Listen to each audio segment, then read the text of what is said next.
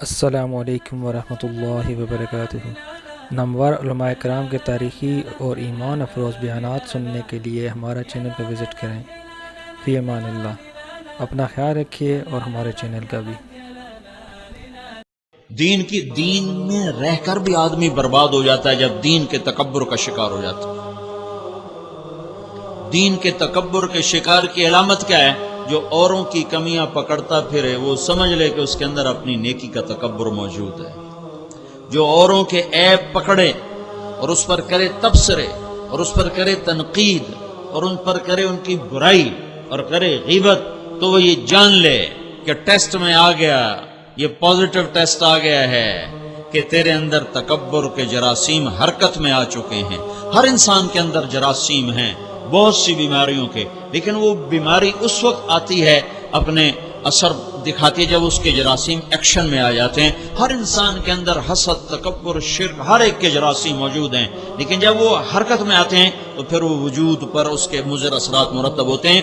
جو اوروں کے عیب پکڑے، اوروں کی کمیاں پکڑے، اوروں کی کمیاں اچھالے، اوروں کی کمیوں کو مزے لے کر، چسکے لے کر بیان کرے، وہ سمجھ لے کہ تکبر کے جراثیم ایکٹیو ہو چکے ہیں اور رزلٹ پازیٹیو ہو چکا ہے۔ علاج کر ورنہ مر جائے گا، نمازیں پڑھ کے جہنم میں چلا جائے گا، تبلیغ کر کے جہنم میں چلا جائے گا، پگڑیاں باندھ کے جہنم میں چلا جائے گا، اور تہجد پڑھ کے جہنم میں چلا جائے گا۔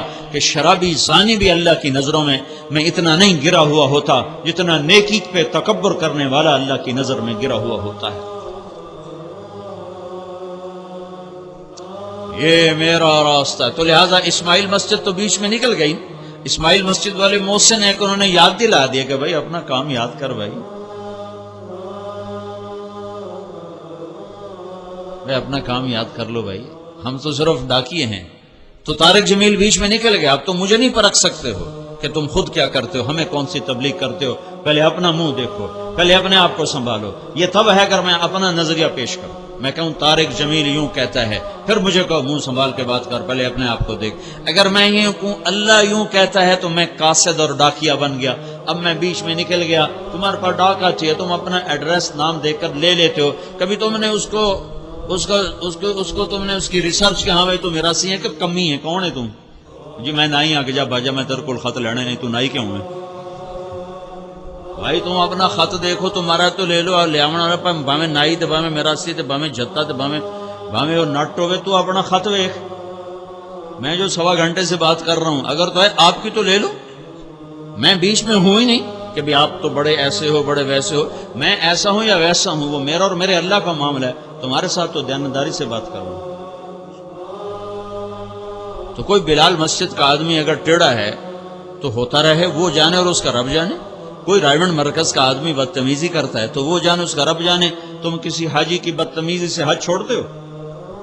کسی بے نمازی کی بدتمیزی سے نماز چھوڑتے ہو؟ کسی روزے دار کی بدتمیزی سے؟ بہت سے لوگ نمازی ہیں لیکن ڈنڈی مارتے ہیں، جھوٹ بولتے ہیں، رشوت لیتے ہیں۔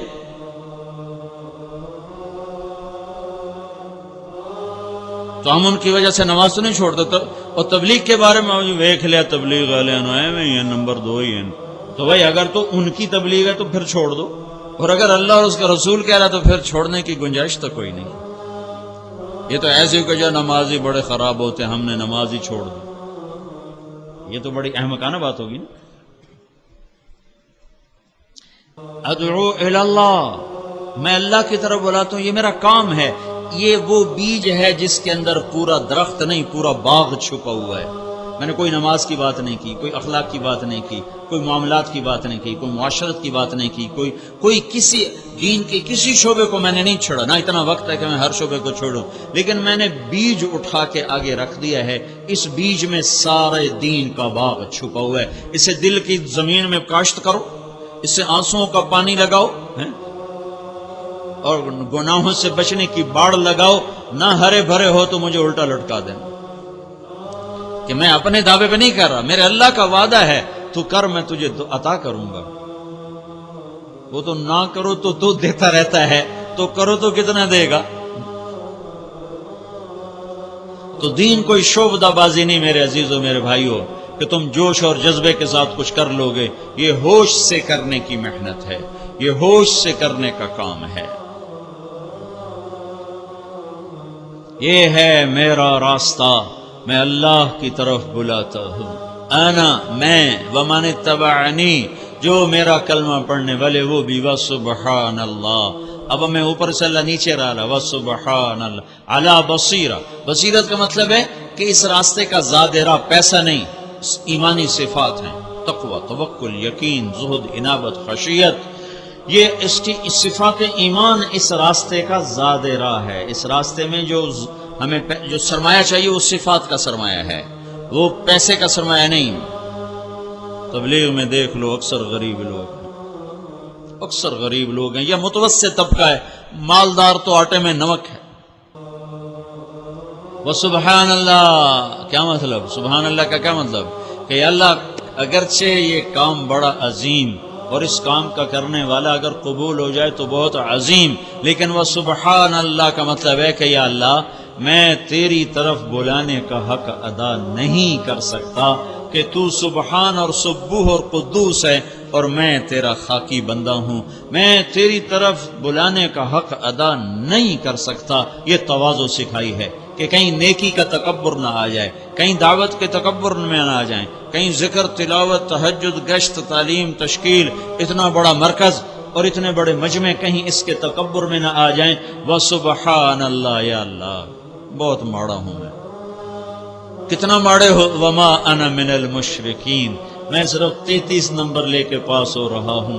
جو خود پاس ہو کر بھی خوش نہیں ہوتا، نہ اس کے رشتہ دار خوش ہوتے ہیں، نہ وہ خود کوئی فخر کرتا ہے، نہ رشتہ دار فخر کرتے ہیں۔ ہاں اسے فیل ہونے کا تانا نہیں دیا جا سکتا۔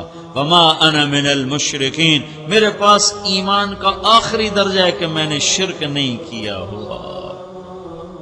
ہائے ہائے کیا کمال کر دیا! یہ ہمیں سکھانے کے لیے تھا، ورنہ اللہ کے نبی نے ہر شے کا حق ادا کیا، اور اللہ کا نبی ہر شے میں اعلیٰ، لیکن ومن اتبعنی تھا نا، کہ امت نے بھی یہ دعوت کا کام کرنا تھا، تو امت کو لیول پر رکھنے کے لیے کہیں تکبر میں نہ آ جائیں۔ وسبحان اللہ، تو دعوت کا حق ادا کر سکتا ہے کہ ہم کام والے ہیں، یہ مت کہا کرو ہم حضور کے کام والے ہیں، یہ بول تکبر کا ہے، اللہ کو دل میں کہا کرو۔ کیا کر دو جی میں بس حضور والا کام میرا کام ہے، میں اللہ کے نبی کا کام کرتا ہوں، کرو اللہ کی قسم، زبان سے مت کہو، یہ بول تکبر پیدا کرتے ہیں۔ 40 برس کے دھکے کھانے کے بعد تمہیں کہہ رہا ہوں کہ یہ زبان کے بول غلط ہیں۔ کسی صحابی نے یہ نہیں کہا کہ نبی کا کام میرا کام ہے، اور کر کے وہ دکھایا ہے کہ فنا ہو کے سولیوں پہ لٹک گئے، آروں سے چر گئے۔ جیسے مولانا عمر صاحب رحمۃ اللہ علیہ فرمایا کرتے تھے، امیر کا لفظ مت استعمال کرو کہ خواہ مخواہ کا تکبر پیدا ہوتا ہے، کہو ذمہ دار کون ہے؟ اللہ کے نبی کا کام ہمارا کام ہے، اللہ کی قسم ہم اس کے لیے پیدا ہوئے، یہی ہمارا کام ہے، پر تعارف میں مت کہا کرو۔ کیا کرتے ہو جی؟ بس میں جی دعوت کا کام کرتا ہوں، مجھے کسی صحابی سے یہ لفظ نہیں ملا کہ ہم دعوت کا کام کرتے ہیں۔ ہاں جب منصب پر ہیں تو انہوں نے کہا، یہ اس وقت کی بات ہے جب رستم پوچھ رہا ہے کون ہو، کیا کرنے آئے ہو؟ تو کہا ہم اللہ کا پیغام لے کر آئے ہیں، لوگوں کی بندگی سے نکال کر اللہ کی بندگی پر ڈالتے ہیں۔ لیکن جب وہ آپس میں تعارف کرتے ہیں، یہ تھوڑا ہی کہتے ہیں کہ حضور والا کام ہمارا کام ہے، یہ حق ہے، حقانیت ہے، لیکن بولنے میں یہ بڑائی کا بول ہے، بچو اس سے، لگاؤ سب کچھ، بول نہ بولو میں تہجد گزار ہوں، میں روزے دار ہوں، میں 5 وقت کا نمازی ہوں، میں تکبیر اولیٰ کا نمازی ہوں، میں پہلی صف کا نمازی ہوں، یہ سارے بول اللہ کو ناپسند ہیں۔ کرو لیکن ڈرو، تکبر کے الفاظ سے ڈرو۔ صاحب حال کی بات اور ہوتی ہے اور عام آدمی کی بات اور ہوتی ہے۔ مجھے اس جملے سے ڈر لگتا ہے کہ یہ عجب پیدا کرتا ہے۔ آج سے 20 سال پہلے میں نے مولانا احسان صاحب سے کہا تھا، مجھے یوں لگتا ہے یہ لفظ ہمارے ساتھیوں کو اسکول ماسٹر بنا دے گا کہ یہ اپنے آپ کو بھول جائیں گے، لوگوں کو کام سکھاتے پھریں گے اور اپنی ذات کو بھول جائیں گے، اور جو ہی آدمی اپنے آپ کو بھولتا ہے فوراً گرنا شروع ہو جاتا ہے۔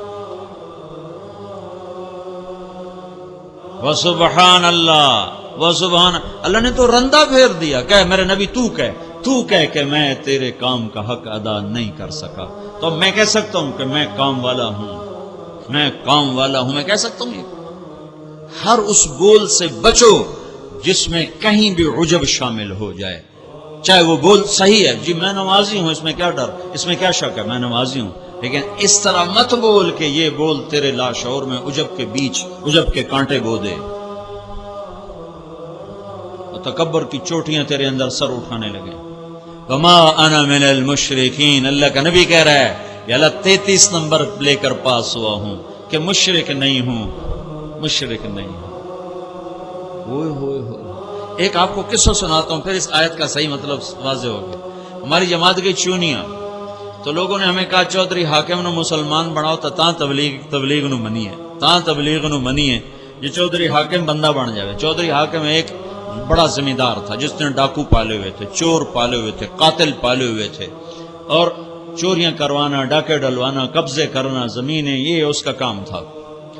ہم نے جماعت بھیجی اس کے پاس، جو ساتھی اس کو لینے گیا تھا وہ بھی اللہ کے پاس چلا گیا، فوت ہو گیا۔ وہ ان کو اپنی، اور وہ چودھری حاکم بھی فوت ہو گیا۔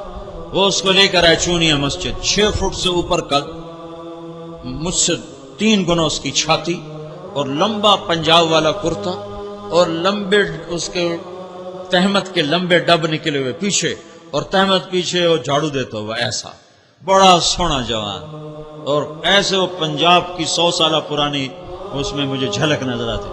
تو انہیں میرے سامنے بٹھا دیا، میں اس وقت اس سے بھی زیادہ پتلا تھا، یہ شیر دیکھو بلی بہ جائے، میں اس کی کرنا۔ تو خیر میں نے تھوڑی دیر بات شروع کی، وہ سنتا رہا، پتہ نہیں کون سی بات اس کے دل کو لگی اور اثر ہوا۔ تو وہ جب میں نے بات ختم کی تو مجھ سے کہنے لگا، مولوی صاحب ایک شرک نہیں کیتا، باقی ہر گناہ کر چھڑے ہے، کوئی میری بخشش بھی ہے؟ وما انا من المشرکین، یہ تواضع سے بھرا ہوا جملہ ہے۔ یا اللہ ہر عیب میرے اندر ہے، امت کے طور پر نہ کہ نبی، یا اللہ ہر عیب میرے اندر ہے، بس میں نے شرک نہیں کیا، باقی ہر کمی کا شکار ہوں۔ کہتا مولوی صاحب ایک شرک میں نہیں کیتا، باقی ہر گناہ کر چھڑے ہے، میری کوئی بخشش ہے؟ میں نے اس کو تسلی دی، پتہ نہیں اس کو کیا کہا، بارہ تسلی، اللہ کی بخشش رحمت بتائی۔ وہ اللہ کے فضل سے اگلے دن گیا، اس نے سارے ڈاکو بھگا دیے، سارے چور بھگا دیے، جن کی زمینیں قبضہ کی تھی سب کی زمینیں واپس کی، اور صرف 6 مہینے بعد مر کے اللہ کے دربار میں پہنچ گئے۔ ساری زندگی کیسے گزری اور آخر اللہ نے کیسا کروایا، ایک گشت نے اس کو توبہ تک پہنچایا اور اس کی بخشش کا اللہ نے سامان فرمایا۔ تمہارا ایک گشت پتہ نہیں کتنے چودھری حاکموں کے ہدایت کا سبب بن جائے گا، کتنے چودھری حاکم پھر رہے ہیں۔